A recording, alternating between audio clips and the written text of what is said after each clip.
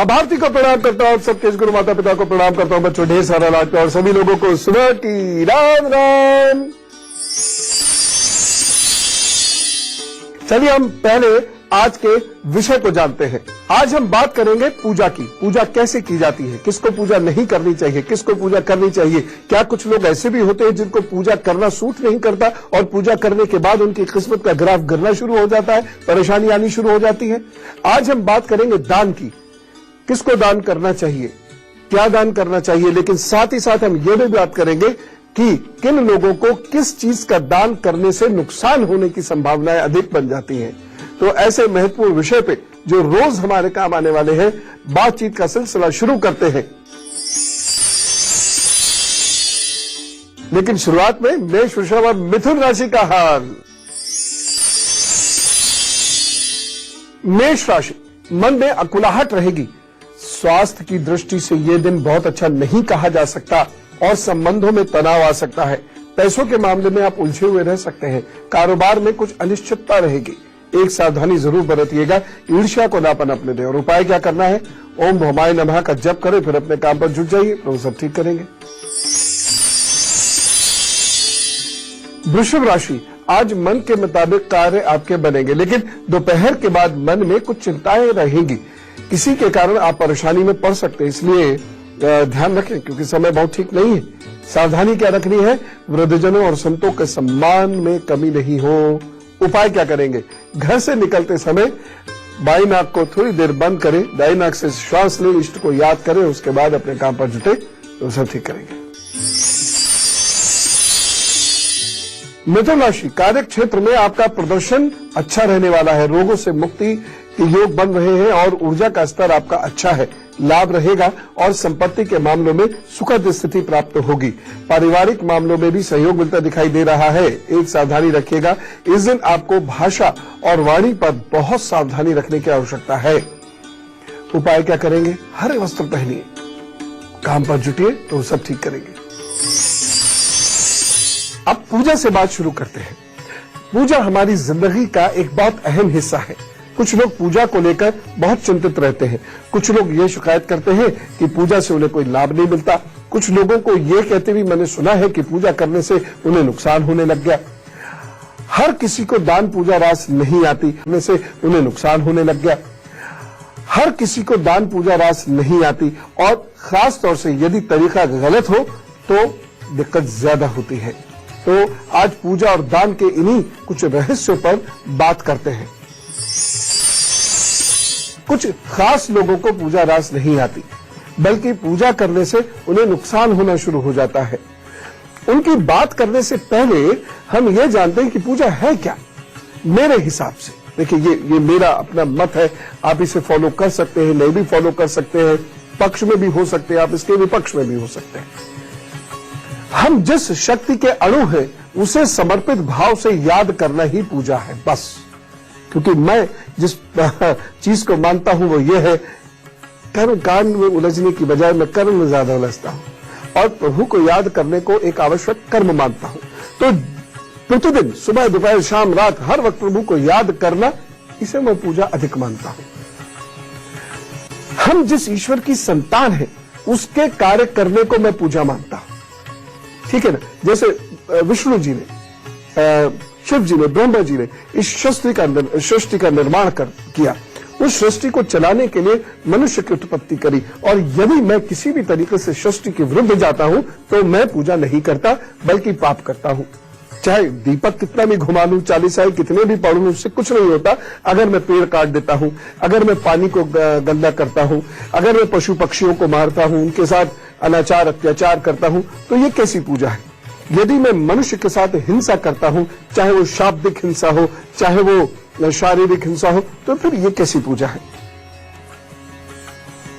क्योंकि इससे सृष्टि का नाश होगा, और सृष्टि का नाश करने वाला मनुष्य चाहे कितने भी मंत्र जप कर ले, लेकिन वह ईश्वर का प्रिय कभी नहीं हो सकता।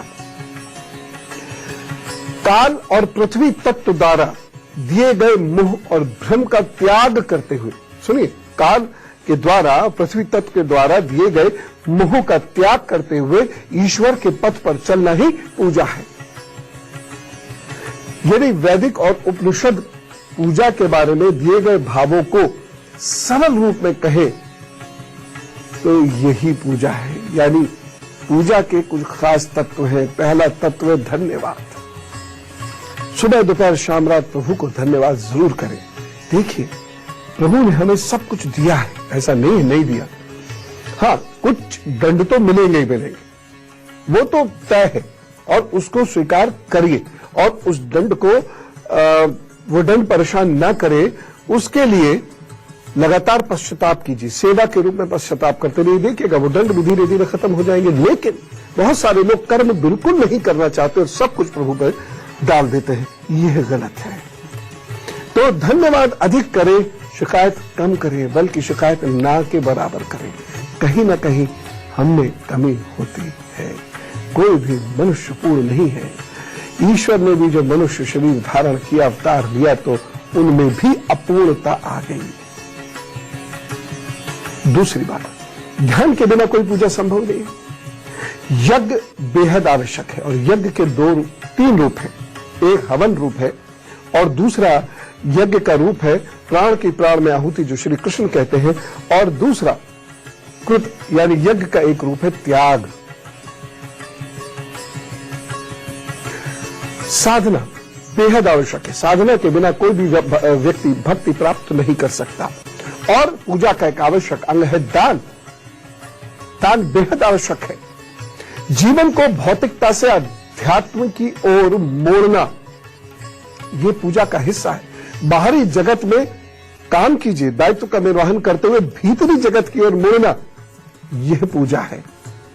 ये बातें समझ में नहीं आ रही होंगी, क्योंकि बहुत सारे लोगों के लिए तो नला लिया, दुला लिया, अब ये कपड़े पहना दिया, वो धूप जला दी, अब ये आरती हो गई, अब वो आरती हो गई, अब ये हो गया, अब ऐसे हो गया, इतने कांड हो गए, ये पूजा है ना। ये पूजा का प्रारंभ हो सकता है। आप अपने भावों को अभिव्यक्त कर रहे हैं अपने प्रभु के सामने, ये सब तो हो सकता है, लेकिन ये पूजा नहीं है। पूजा का एक निश्चित एलिमेंट एक और है, परिवार की सेवा।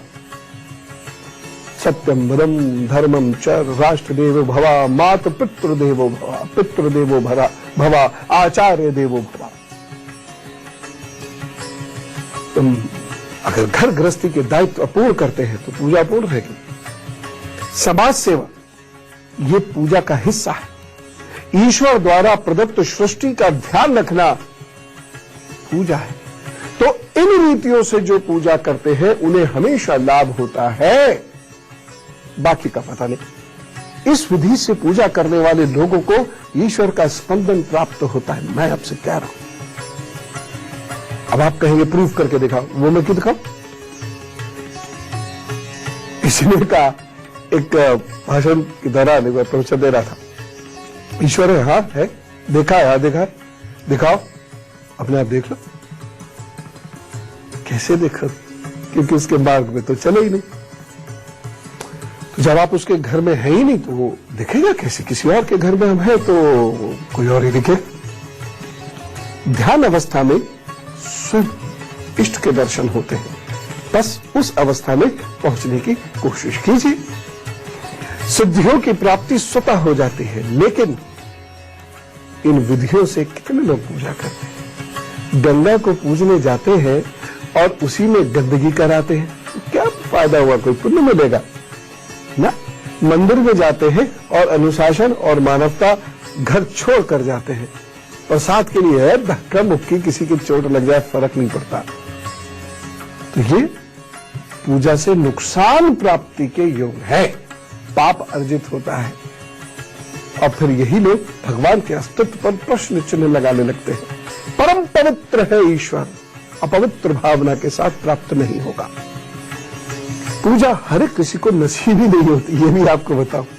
हर किसी को नसीब नहीं होती। प्रभु बड़े सोने की कलम से किस्मत लिखते हैं जिसमें व्यक्ति भक्ति और पूजा की तरफ बढ़ पाता है। नहीं तो सोचते रह जाते हैं, आज मंदिर जाएंगे, आज ये पूजा करेंगे, आज ध्यान करेंगे, आज चालीसा करेंगे, सिर्फ सोचते रहते हैं, 100 बहाने जोड़ कर रखते हैं, करते कुछ नहीं। क्योंकि बड़ी किस्मत वाले व्यक्ति को उसकी पूजा करने की अनुमति प्राप्त होती है। जिन लोगों की कुंडलियां श्रापित है वो पूजा नहीं कर पाते, मैं आपने सुना भी होगा, ध्यान भी दिया होगा, मैं बहुत सारे लोगों से पूछता हूं उपाय कर भी पाओगे? मुझे मालूम कि दुर्भाग्य इतना प्रबल जमा बैठा है कि व्यक्ति उससे निकलने का प्रयत्न नहीं करेगा। और खासतौर से मैं क्यों जोर देता हूं चंद्रमा चंद्रमा चंद्रमा, इसीलिए चंद्रमा यदि कमजोर है किसी व्यक्ति का तो वह अपने दुर्भाग्य के भ्रम को, जाल को तोड़ेगा नहीं। लेकिन चंद्रमा किसी का चाहे तो बाकी चाहे कितना भी बड़ा दुर्भाग्य उसे घेरा हो, चाहे वो कितने अंधेरे में अंधकार में बैठा हो, लेकिन चंद्रमा जिसका चाहे वो उसे तोड़ देगा। पूजा करने में बाधाएं बहुत आती हैं क्योंकि प्रभु टेस्ट लेते हैं, और वो व्यक्ति जो इन बाधाओं को पार कर गया वो श्राप से मुक्त होता है, अन्यथा जीवन भर संघर्ष करना होगा। ये तय बात है। सुनिए ध्यान से। तो मैं कुंडली की बात आपको बताता हूं, लेकिन उससे पहले मैं आपको कर्क सिंह और कन्या राशि की बात बता देता हूं। मेरी बातों को आज बहुत ध्यान से सुनते रहना, क्योंकि पूजा में अनेक बार ऐसा होता है कि हम पुण्य की जगह पाप कर बैठते हैं और परेशानियां उठाते हैं। लेकिन फिलहाल कर्क सिंह और कन्या राशि का हाल। कर्क राशि, आकर्षण आपको इस दिन बहुत प्रभावित कर सकता है। निष्ठा में कमी दिखाई दे रही है, एकाग्रता से काम नहीं हो रहा, काम से बचना चाहते हैं, लेकिन दोपहर के बाद आपके द्वारा उठाए गए कदम सही दिशा में रहेंगे। बहुत सारे लोग आपसे फिर खुश भी होंगे। तो एक सावधानी रखिएगा, इस दिन अपना मन बहुत शांत और निर्मल और पवित्र रखिएगा। उपाय क्या करेंगे? सफेद चंदन का तिलक लगा लीजिएगा, त्रिपुर लगा लीजिएगा, उसके बाद काम पर जुटिए, प्रभु सब ठीक करने वाले हैं। सिंह राशि, पेट संबंधी, चेस्ट संबंधी कुछ परेशानियां हो सकती हैं। मन थोड़ा उलझा हुआ रहेगा। कार्य करने की इच्छा इस दिन बहुत कम रहेगी तथा घर में कुछ मनमुटाव भी हो सकता है। अधिक परिश्रम के बाद भी फल की प्राप्ति कम दिखाई दे रही है। एक सावधानी रखिएगा, इस दिन अपराध ना हो, इस बात का ध्यान रखें। यानी अपराध से मतलब आपको क्रोध ना आए, आप किसी की प्रतिष्ठा में कोई परेशानी न उत्पन्न करें, इस बात का ध्यान रखिएगा। किसी की भावनाओं को इस दिन नहीं तोड़िएगा। उपाय क्या करना है? ओम खगोलकाय नमः का जप कीजिए, फिर काम पर जुटिए, आपकी प्रतिष्ठा भी बनी रहेगी। कोई परेशानी महसूस करे तो सूर्य देव को प्रणाम कर लीजिएगा, फिर अपने काम पर जुटिएगा। कन्या राशि, ऊर्जा से लबालब भरे हुए हैं। सहपाठियों का सहयोग प्राप्त होता दिखाई दे रहा है, लेकिन दोपहर के बाद परिवार के लिए समय थोड़ा सा कमजोर है। कार्यों में कुछ अवरोध उत्पन्न हो सकता है, कुछ प्रतिकूलता आप महसूस कर सकते हैं। एक सावधानी बरतनी होगी। बिजली के उपकरणों से थोड़ी सतर्कता रखें। उपाय क्या करना है? गाय को गुड़ खिलाइए और गाय को प्रणाम कीजिए, फिर अपने काम पर जुटिए, वो सब ठीक करेंगे। मैं आपको कुंडली से समझाना शुरू करता हूं, बहुत ध्यान से सुन लीजिएगा आज की बात, क्योंकि हम सब पूजा करते हैं लेकिन कहीं कुछ गड़बड़ कर देते हैं। किसी कुंडली में दूसरा घर यदि खाली हुआ, कोई ग्रह नहीं बैठा हो, तो ऐसे लोग पूजा पाठ ईमानदारी से कर नहीं पाते। देखिए, पूजा में ईमानदारी नहीं है तो ऐसे व्यक्ति से नास्तिक बेहतर है। जो पूजा के मर्म, सेवा को, साधना को, सहनशीलता, धैर्य, खुशी को समझ लेता है, वो नास्तिक बेहतर है, बजाय इसके कि हम छदम पूजा करें। जो दूसरा घर खाली जिनका हो जाता है, और या दूसरे घर पर जिनके कोई ग्रह की दृष्टि ही नहीं होती है, इन्हें बहुत ईमानदारी से पूजा करनी चाहिए, क्योंकि ये कहीं ना कहीं छदम रूप अपनाते हैं। इसलिए इन्हें पूजा से लाभ की जगह हानि होनी शुरू होती है। यह लोग चूंकि स्वयं ईमानदारी से पूजा नहीं करते, इसलिए पूजा से दुष्परिणाम इन्हें प्राप्त होते हैं। एक अधिकारी दारो देता हूं, वह सुबह 2 घंटे जम के पूजा करते हैं, लेकिन दिन भर वो ऐसे कृत्य करते हैं जो समाज और देश के विरुद्ध है, ईमानदारी के विरुद्ध है। आपको क्या लगता है? पुण्य मिलेगा? और फिर जब बच्चे झूलते हैं, जब वो स्वयं झेलते हैं, या उनके जीवन साथी या उनके माता पिता आदि आदि सब लोग झेलते हैं, तो कहते हैं हम तो इतनी देर पूजा करते हैं, हमें तो कुछ भी नहीं मिलता। अब मुंह पे किसी के क्या कहूं, लेकिन ऐसा होता है। कुछ लोग शाब्दिक हिंसा बहुत करते हैं। मैं बार बार आपसे कहता हूं ना, तंज मत मारा करो, निंदा मत किया करो, चीजों को गहराई से समझा करो, छोटी मोटी बातों में उलझा मत करो। तो जो लोग शाब्दिक हिंसा करते हैं, शनि राहु का कोप से बच नहीं सकते। मैं लिख के दे रहा हूं, पहन लो आप 100-200 अंगूठियां, तब भी नहीं बच सकते।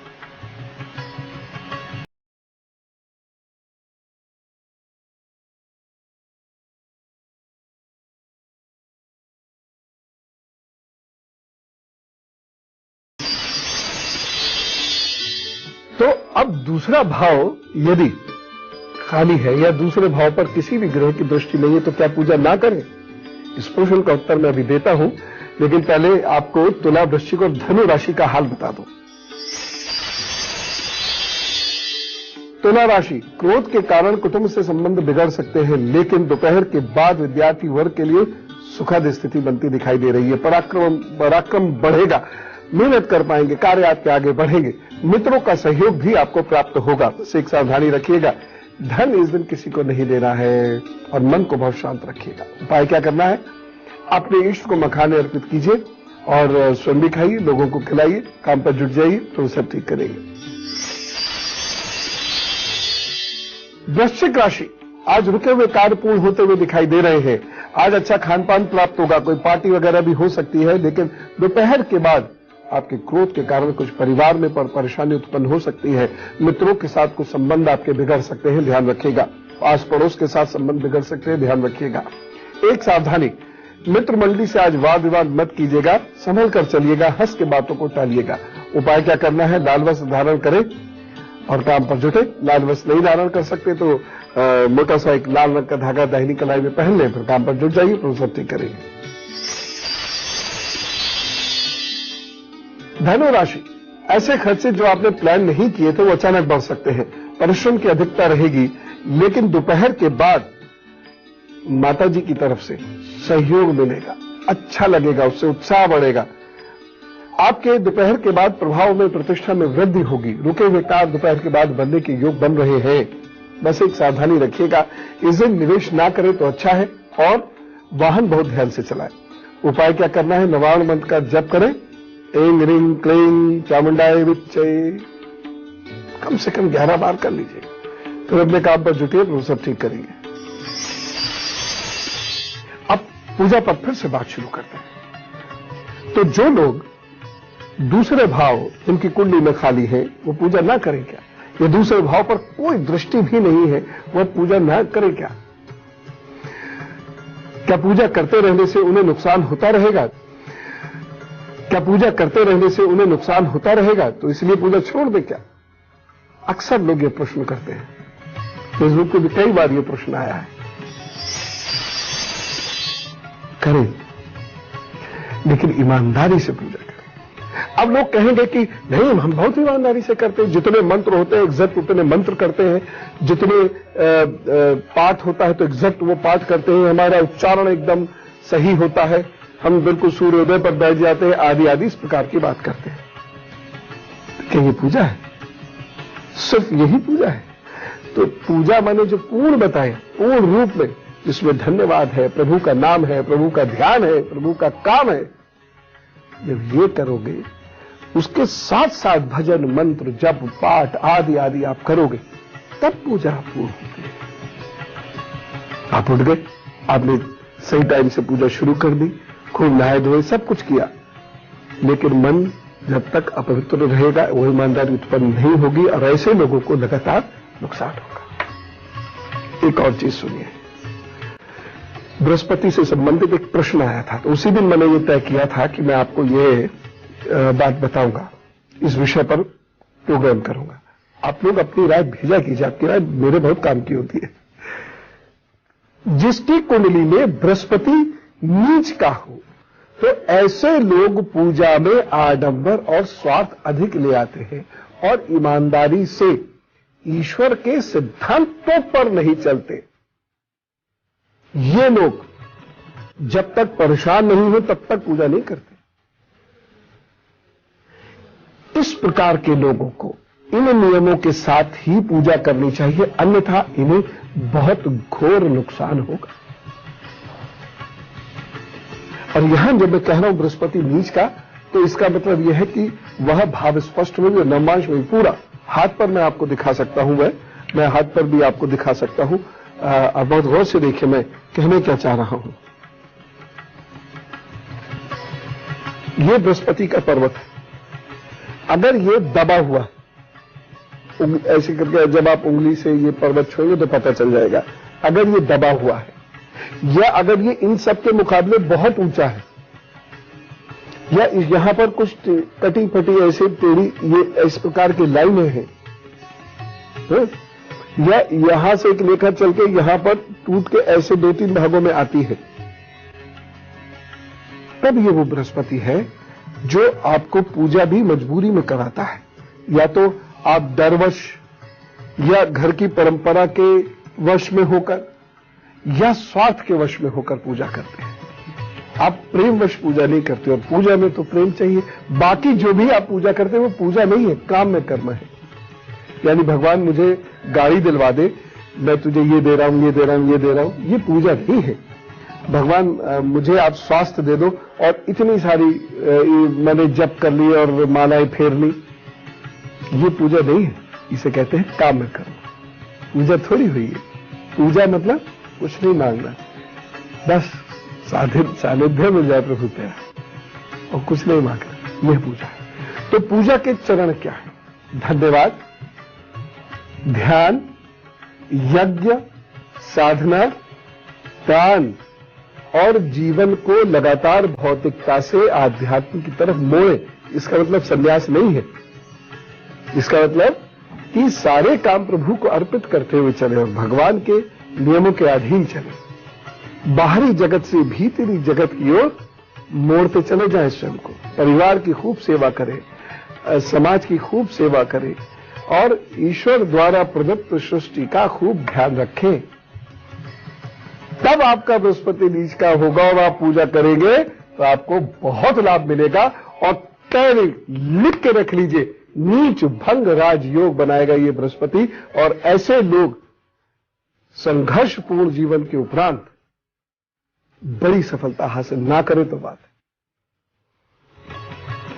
करके दिखा दो ऐसी पूजा।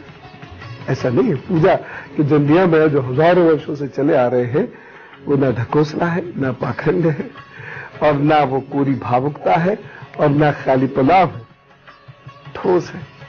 अनुभव से कह रहा हूं। अभी ब्रेक के लिए चलते हैं, लौट कर बताऊंगा कि किसको क्या दान नहीं करना है, छोटे से अल्प विराम के उस पार से आके।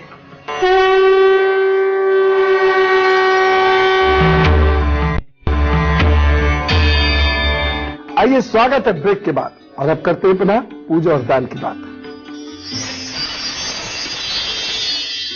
एक और बात जो गुरु चांडाल योग के लिए मैं कहना चाहता हूं, यानी बृहस्पति राहु का साथ है या बृहस्पति केतु का भी है, इन लोगों की कैसी पूजा होगी? क्योंकि ये तरीके का श्राप है जीवन में। बताता हूं, पहले मकर, कुंभ और मीन राशि का हाल बताता हूं। मकर राशि, पुराने दोस्त से भेंट हो सकती है, बातचीत हो सकती है, धन लाभ का योग बन रहा है। दोपहर के बाद कार्यों में रुचि का अभाव रहेगा और मन थोड़ा सा उखड़ जाएगा। स्वास्थ्य भी कुछ कमजोर दिखाई दे रहा है इस दिन। काम में कोई रुकावट भी उत्पन्न हो सकती है जिसकी वजह से आपको अच्छा नहीं लगेगा। एक सावधानी, बहन और बुआ से बहुत सोच समझकर व्यवहार कीजिएगा, उनको नाराज मत कीजिएगा। आज उपाय क्या करना है? घर के पश्चिम भाग की सफाई स्वयं करें, फिर अपने काम पर जुटे, वो सब ठीक करेंगे। कुंभ राशि, योजनाबद्ध तरीके से काम करेंगे, अधिकारियों का सहयोग भी प्राप्त होता दिखाई दे रहा है। कार्य में उन्नति होगी आपके, और आर्थिक निर्णय अच्छे लेंगे। पूंजी निवेश के लिए भी ये दिन अच्छा है। सावधानी, माताजी पिताजी के स्वास्थ्य का बहुत ध्यान रखिएगा। आज उपाय क्या करना है? किसी असहाय व्यक्ति की मदद कीजिए, फिर अपने काम पर जुटिए, तो सब ठीक करेंगे। मीन राशि, स्वास्थ्य की दृष्टि से यह दिन बहुत अच्छा नहीं कहा जा सकता। भाग्य पक्ष कमजोर है। दोपहर के बाद आपका मन फिर से कुछ कार्य करने में लगेगा। समय दोपहर के बाद फिर बेहतर होता चला जाएगा। बस एक सावधानी रखिएगा, गरीब लोगों पर तंज मत कसिएगा, या जो आपके सबॉर्डिनेट से आपके नीचे काम करने वाले हैं, तंज की भाषा में बात मत कीजिएगा, सीधे सीधे बात कहिए। इस दिन किसी का दिल दुखाने का नुकसान आपको होगा। उपाय क्या करना है? गाय को चने की दाल या आटा खिलाइए, फिर काम पे जुड़ जाइए तो सब ठीक करेंगे। अब बात उनकी करते हैं जिनकी कुंडली में बृहस्पति राहु के साथ है, तो ऐसे लोग क्या करेंगे? क्योंकि ऐसे लोगों को पूजा करने के बाद लगातार परेशानियां आती हैं।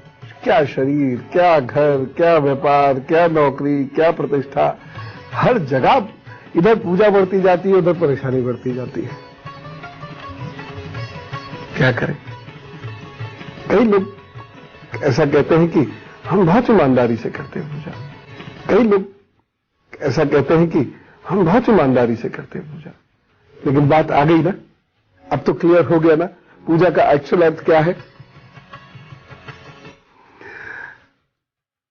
गुरु चांडाल योग यदि कुंडली में होता है तो ऐसे लोग ईश्वर के साथ भी सौदेबाजी करते हैं। ये दे दे तो इतने का प्रसाद चढ़ाएंगे, ये दे देगा तो इतने का चढ़ाएंगे। जैसे छोटी वाली गाड़ी देगा तो 100 रुपए का, बड़ी वाली देगा तो 5 रुपए का, लग्जरी देगा तो फिर 101 रुपए का। कहते हैं ना, ये सौदेबाजी ईश्वर को पसंद नहीं है। जब काम निकल जाता है तो गुरु चंडाल योग वाले लोग ईश्वर को छोड़ देते हैं। फिर वो कहते हैं समय नहीं मिलता, सुबह उठा नहीं जाता, रात देर को आता हूं इसलिए सुबह ये हो जाता है, शाम ये हो जाता है, रात को आता हूं थका हुआ होता हूं, ध्यान करता हूं तो नींद आ जाती है, वगैरह वगैरह बातें बनाकर वह फिर ईश्वर को छोड़ देते हैं। अब दोबारा कभी याद करेंगे जब फिर से फंसेंगे कहीं। ये लोग जितनी पूजा करेंगे उतना ही नुकसान उठाएंगे, क्योंकि ये पूजा में सौदेबाजी करते हैं। पूजा में दुर्भावना से कभी शामिल नहीं होना चाहिए। पूजा के इन नियमों को तोड़ने वाले लोगों को भी पितृदोष लगता है तथा उन पर और उनके परिवार पर संघर्षों का पहाड़ टूट पड़ता है। काश कि सारे पूजा करने वाले लोग इस वक्त मुझे सुन रहे हैं। जब पितृदोष लगता है गलत पूजा करने वाले लोग या ईमानदारी से जो लोग पूजा नहीं करते उन लोगों को, तो ऐसे घरों से कभी कलह नहीं जाती, दुख कभी नहीं जाता। एक और चीज बताता हूं, 12वें घर का बृहस्पति पूजा में आडंबर करने और शेखी भगाड़ने की आदत उत्पन्न करता है। मैं लोगों को बहुत कहता हूं इस बात को, शेखी मत भगाड़ो। 12वें घर का शुक्र भी शेखी भगाड़ता। मैं आज 2 घंटा बैठा, मैंने आज 20 मिनट चैंटिंग की, मुझे आज ध्यान में बैठा तो ये रंग दिखा, मुझे वो रंग दिखा, मैं तो ध्यान की सर्वश्रेष्ठ अवस्था में पहुंच चुका हूं, मुझे तो फला रंग दिखता है, तुम अभी क्या अभी शुरू कर रहे। जिसके अंदर ये भावना है वो पूजा कर कैसे सकता है? वो उसको पूजा करने के बाद तो सज्जनता, सभ्यता, निर्मलता, पवित्रता, शुद्धता ये उत्पन्न हो जाती है। वो व्यक्ति ये सब बातें कैसे करेगा? ऐसे लोगों को पूजा करने से शारीरिक समस्याएं होती हैं, आर्थिक समस्याएं होती हैं और मानसिक समस्याएं बहुत बढ़ती हैं। ऐसे लोगों की प्रतिष्ठा ऐसे लोगों को नहीं होती। क्या करना चाहिए? मौन धारण करना चाहिए। गुरु का समर्पित शिष्य बनने की कोशिश करनी चाहिए। नहीं तो आप कहते थे ना गुरु घंटाल है आजकल तो, और शिष्य क्या है? घड़ियाल है। जाते कहां है शिष्य भाव से?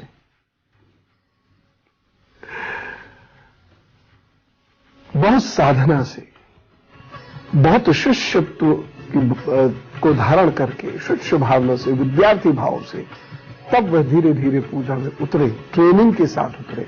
और उसके बाद देखिएगा जीवन के हर क्षेत्र में सफलता ना मिले, प्रसिद्धि ना मिले, प्रतिष्ठा ना मिले तो बात। एक चीज और बताऊं, 9वें भाव का वक्री गुरु भी पूजा करने से समस्याएं उत्पन्न कर देता है। इसलिए इन्हें भी समर्पित शिष्य होने के उपरांत ही पूजा में उतरना चाहिए, क्योंकि गुरु जी आपको ठोक पीट के और ईमानदार बना देते हैं। समर्पित शिष्य है, नहीं तो आप गुरु जी को ठोक देंगे। 9वें भाव का वक्र शनि भी पूजा करने से समस्याएं उत्पन्न करता है, अतः इन्हें भी समर्पित शिष्य होने के उपरांत ही पूजा में उतरना चाहिए। क्यों मैं बार बार क्यों कह रहा हूं समर्पित शिष्य, समर्पित? क्योंकि अब आपने कहा मेरा गाड़ी में घूमने का मन है, गुरु जी का पैदल जा, और जब जाओ तो हर कदम पे राम राम राम राम राम राम राम राम करते हुए जाना। अगर आप समर्पित हैं तो ऐसे ही करेंगे। अरे गुरु जी ने क्या कह दिया, लेकिन चलूंगा ऐसे ही क्योंकि गुरु जी ने कहा है। अपने आप पूजा में प्रवेश हो गया और सारी बाधाएं, भौतिक बाधाएं कटनी शुरू हो गई। और समर्पित नहीं है तो क्या है जी? हाँ, इसे क्या होगा? आप भी गुरु जी बेमतलब पुराणपंथी बातें प्राचीन जमाने में रहते हो। या फिर क्या करेगा, थोड़ा सा आगे जाएगा, बैठ जाएगा गाड़ी में, अरे गुरु जी थोड़ी देख रहे हैं। ऐसे लोग पूजा में कभी प्रवेश नहीं करते। और आपने देखा होगा बहुत सारे लोग ऐसे होते हैं जो इस कार्य प्रवृत्ति के होते हैं, या उनके घर में लोग इस प्रवृत्ति के होते हैं, बड़े अनुष्ठान के तुरंत बाद उनके घर में हानियां शुरू हो जाती हैं, क्योंकि अनुष्ठान के पीछे प्रभु की आराधना का भाव नहीं होता, शान और शौकत दिखाने का भाव होता है। हम में से कुछ लोगों का आज जन्मदिन है, तो चलिए भाई, जिन भी लोगों का आज जन्मदिन है उन्हें जोरदार तरीके से कहते हैं wish you very happy birthday. तो आपके आगे आने वाले 12 महीने बहुत जबरदस्त मेहनत के बाद बहुत बढ़िया परिणाम देने वाले हैं। इन 12 महीनों में आप कोई नए उद्योग की तरफ बढ़ सकते हैं। इन 12 महीनों में आप किसी नई नौकरी की तरफ बढ़ सकते हैं। कुछ बातों का लेकिन आपको बहुत ध्यान रखना होगा, वो ये, अगस्त तक आप अपने सारे कार्य पूर्ण कर रहे, अगस्त के बाद आप कोई नया कार्य ना करें तो अच्छा रहेगा। विवाह आदि के लिए भी ये अगस्त तक, ज्यादा से ज्यादा अक्टूबर तक का ही समय अच्छा है, उसके बाद फिर नया कार्य या विवाह कार्य मत कीजिएगा। निवेश के लिए वक्त अच्छा है, लेकिन आप कोई बड़ा निवेश यदि करना चाहते हैं तो इस प्रकार कीजिए कि कम से कम 1.5 वर्ष तक आपको उसका रिटर्न ना भी मिले तो चलेगा। इन 12 महीनों में यदि आप पे घमंड रहता है, आत्मशलाका बहुत रहती है, अपने बारे में बड़ी बड़ी बातें करते हैं, या ऐसे कार्य जो आप कर नहीं सकते उनके बारे में आप बखान करते हैं, कहते हैं मैं ये कर दूंगा वो कर दूंगा, ऐसा झूठ बोलते हैं, तो आपको भारी नुकसान होगा, प्रतिष्ठा और सम्मान की हानि होगी। रक्त संबंधी या रीढ़ की हड्डी संबंधी व्याधियां यदि हैं तो आपको बहुत ध्यान से चलने की आवश्यकता है।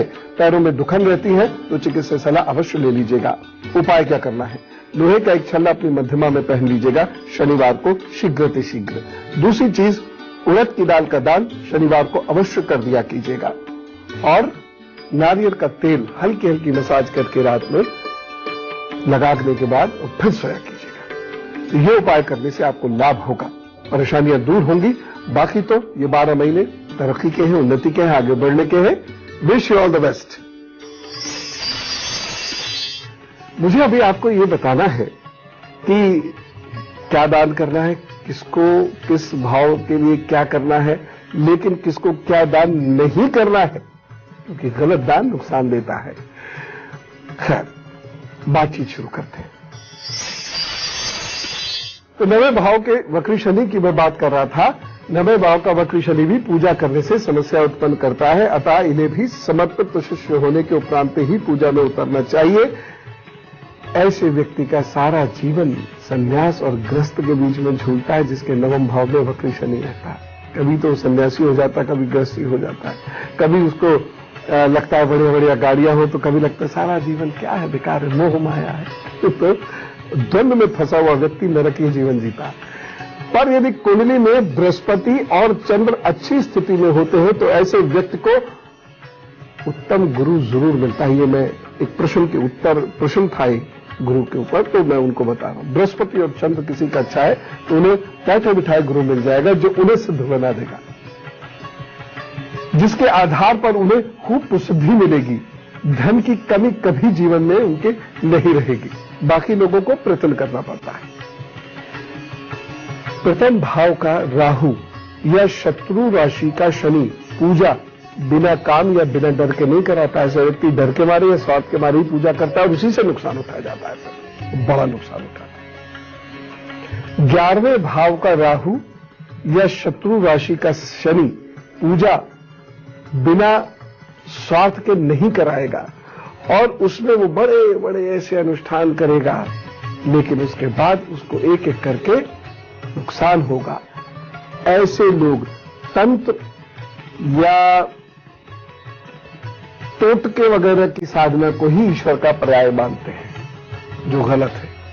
मंत्र या तंत्र ईश्वर के रास्ते के लिए भेद हो सकता है आवश्यक हो, लेकिन वह ईश्वर नहीं। ऐसे लोगों को पूजा से कष्ट होता है। कुछ लोग पूजा करने चलते हैं लेकिन सिद्धियों में अटक जाते हैं। सिद्धियां ईश्वर नहीं। अब सवाल ये उठता है कि क्या ऐसे लोगों को पूजा नहीं करनी चाहिए? मेरा उत्तर है जरूर करनी चाहिए, जरूर करनी चाहिए, अन्यथा जीवन में बहुत समस्याएं आएंगी जो कभी खत्म नहीं होंगी।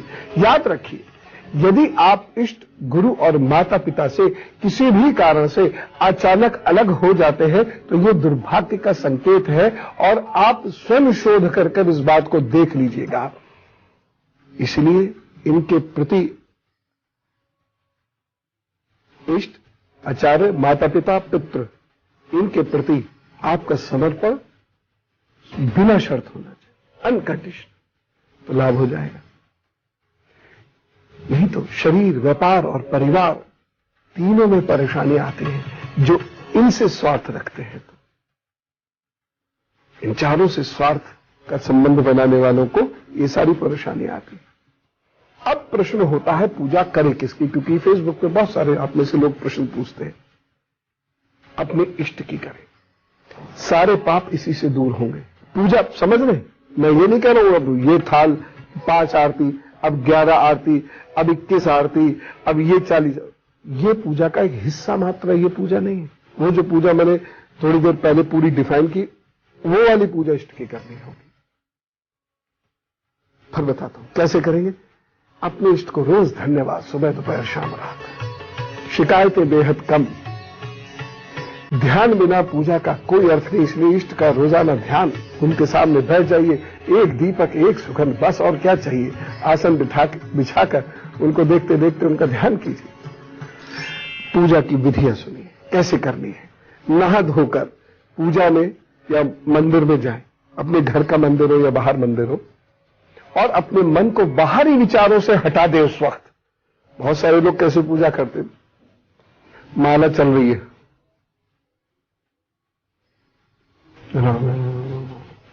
कोई किचन में जाने की आहट आई, कौन गया होगा किचन में,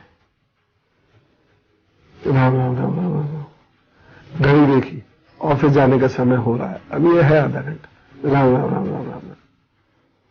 अचानक मोबाइल बोलने लगा, मोबाइल ऑफ तो किया नहीं था, बोलने लगा, देख लिया किसका है, अच्छा उनका है तो ले लिया, और उनका नहीं है तो बाद में कर लूंगा, राम राम राम राम। क्या फायदा इस पूजा का। अगली बात, आसन पर बैठिए। जो लोग जमीन पर नहीं बैठ सकते वो कुर्सी पर बैठ सकते हैं। उसके बाद पूजा में गुग्गल लिख लीजिए, गुग्गल, कपूर, गाय का घी, आम की लकड़ी, आप दक्षिण में नारियल की लकड़ी का प्रयोग कर सकते हैं, पहाड़ों पर देवदार की लकड़ी का प्रयोग कर सकते हैं, और पुष्प का प्रयोग जरूर होना चाहिए। कभी भी तेज रोशनी मुंह पे पड़ रही है तो उसमें पूजा मत कीजिए। दीपक का मध्यम प्रकाश उत्तम होता है पूजा करने के लिए। जहां शोर हो वहां पूजा मत कीजिए। अपने आसपास अगर बाहर शोर है तो अपने आसपास कोई अच्छा संगीत चला लीजिए जिससे कि बाहर का शोर आपको डिस्टर्ब ना करे।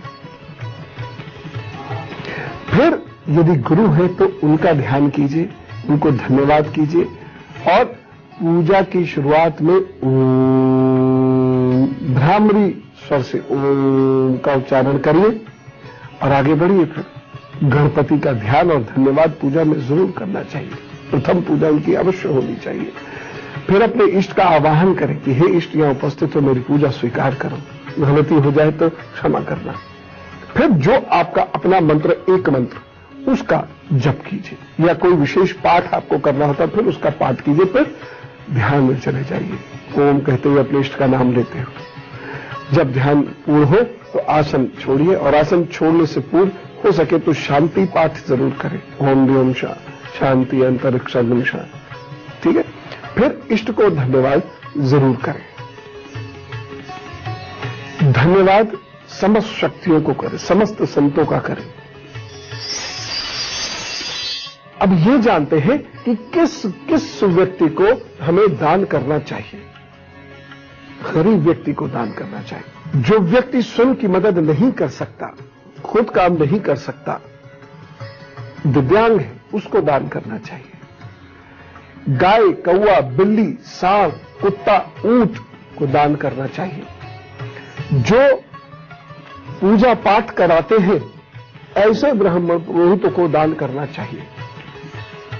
जाति से नहीं कह रहा हूं, मेरा ब्राह्मण जाति जन्म की जाति से ब्राह्मण है, जो पूजा पाठ कराते हैं, जिनको वह ज्ञान है, ब्रह्म का ज्ञान है, उन्हें दान करना चाहिए, क्योंकि वह संस्कार बांटते हैं समाज को। ब्राह्मण संस्कार बांटते हैं समाज को, कोई भी ब्राह्मण बन सकता है। संस्कार बांटते हैं समाज को, ब्राह्मण संस्कार बांटते हैं समाज को, कोई भी ब्राह्मण बन सकता है, यह शास्त्र कहता है।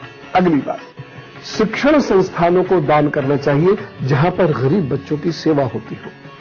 कमजोर और बुजुर्गों को दान करना चाहिए। आवश्यकता के अनुसार अपना भरण पोषण न कर पाने वाली बालिकाओं को दान करना चाहिए। इसके अतिरिक्त कोई अति विशिष्ट दान है तो वो करना चाहिए, जैसे कन्यादान, जैसे तुलादान, गोदान का बड़ा महत्व है। श्रमदान, धन भी नहीं है कोई बात नहीं, श्रम करेंगे हम, श्रमदान कीजिए। भूमि दान, ज्ञान दान, रक्तदान महादान है, शरीर का दान कर दीजिए, हमने भी कर दिया है। वृक्ष दान कीजिए, फलों का दान कीजिए, दवाइयों का दान कीजिए, ये सारी चीजें हैं। और अन्नदान तो है ही। अब ये जानते हैं कि कौन सा ग्रह किस राशि में हो तो क्या दान नहीं करना चाहिए। सूर्य से शुरू करते हैं। सूर्य अगर मेष या सिंह राशि में है तो गुड़ और गेहूं का दान नहीं करें। कभी कभी कर सकते हैं, नियमित रूप से ना करें। कोई परेशानी होने पर ऐसे लोगों को बेल के पेड़ और श्वेतार्क का दान करना चाहिए, बेल के फल का दान करना चाहिए। जिन लोगों का चंद्रमा वृषभ या कर्क राशि में है तो नियमित रूप से दूध, चावल, चांदी, मोती, रसीले फलों का दान नहीं करना। नियमित रूप से, किसी दिन कोई राशि विशेष में समस्या आ रही है तो कर सकते हैं, नियमित रूप से नहीं करें। यदि मंगल मेष में है, वृश्चिक में है या मकर राशि में है तो मिट्टी, भूमि, मिठाई और लाल सिंदूर का दान नहीं करें। परेशानी आ रही हो तो कर सकते हैं, लेकिन सामान्य रूप से नहीं करें। यदि बुध मिथुन में या कन्या राशि में है तो साबुत मूंग, पेड़, फल, छड़, हरा चारा और हरे कपड़े का दान नहीं करें, नियमित रूप से। कोई परेशानी आए तो अलग बात है, या कोई राशि किसी दिन खराब हो तो एक अलग बात है, उसमें कर सकते हैं। बृहस्पति यदि कर्क में है, धनु में है और मीन में है तो सोना, किताबें और बेसन का दान नहीं करें। हां, कोई विशेष परेशानी है तो अलग बात है, एक आध बार कर सकते हैं। शुक्र यदि वृषभ, तुला या मीन राशि में है तो सिले हुए सफेद वस्त्र, रेशमी वस्त्र, चीनी, पनीर, मिठाई और बताशे का दान नहीं करना चाहिए। कभी कोई राशि पर समस्या है तो अलग बात है। और ऐसा जिनका शुक्र है उन लोगों को घी का दान भी नहीं करना चाहिए। ऐसे लोगों को कभी भी अपने घर की स्त्री या बाई को दूसरे घरों में काम करने के लिए नहीं भेजना चाहिए, अगर शुक्र इस स्थिति में है तो। एक और चीज, शनि जब तुला है, मकर, कुंभ, मीन राशि में है तो ऐसे लोगों को शराब, मांस, तंबाकू, काले वस्त्र, लोहे का सामान, उड़द और तेल का दान नहीं करना चाहिए। एक व्यक्ति थे, समस्याएं उनकी दूर नहीं हो रही थी तो क्या करें, झिझकते हुए हमने पूछा, क्योंकि मुंह पे किसी की बुराई करना बड़ा कठिन होता है। झिझकते हुए पूछा कि ऐसा तो नहीं मांस शराब खिलाते पिलाते आप लोगों को? हाँ, ऐसा तो आजकल सभी करते, ये बहाना है, आजकल सभी करते, आजकल बहुत सारे लोग नहीं भी करते। मैंने कहा जब तक ये चलेगा दुनिया की कोई ताकत नहीं, बहुत सारी चीजें पहले हुई थी, दुनिया की कोई ताकत आपको इन परेशानी से उबार नहीं सकती। खैर, उनकी पत्नी बहुत समझदार थी, उन्हें लड़ाई झगड़ा करके कैसे ना करके तैयार किया और उस घर में वो बंद हुई, फिर बाहर भी बंद हुई पार्टी, और धीरे धीरे उनकी स्थिति सुधरती चली गई और वो उस परेशानी से मुक्त हो गए। तो ये दान सामान्य था, यानी कुछ लोगों का नियम होता है ना कि इस दिन ये दान करना ही करना है। ऐसे महान लोग मैंने देखे, सोमवार को ये जरूर देंगे, मंगल को ये जरूर देंगे, बुध को ये जरूर देंगे, ऐसे महान लोग हैं जो किसी को खिलाए बिना नहीं खाते। तो इन चीजों का उतना नियमित दान नहीं करना। हाँ, किसी दिन कोई राशि पर संकट है या अन्य किसी प्रकार का ग्रह जनित संकट है तो कर सकते हैं। तो उम्मीद करता हूं कि आज आप पूजा को समझे होंगे, पूजा की प्रक्रिया को समझे होंगे, पूजा की गहराइयों को समझे होंगे और यदि संभव हो तो अपने व्यवहार में आज से ही परिवर्तन लाना प्रारंभ करिए। प्लीज, कर्मोन्मुख करता है भगवान, और जब उस रास्ते पे चल पड़ते हैं, कर्म के रास्ते पे चल पड़ते हैं, सब कुछ दे देता है। खूब हंसी खुशी रहो भैया, सब लोगों से खूब हिलमिल के रहिए, आपके घर में खूब खुशियां बरसे, आपकी संतान स्वस्थ रहे, तरक्की करे, इस कामना के साथ हम चले। राम राम, नमस्कार, भारत माता की जय।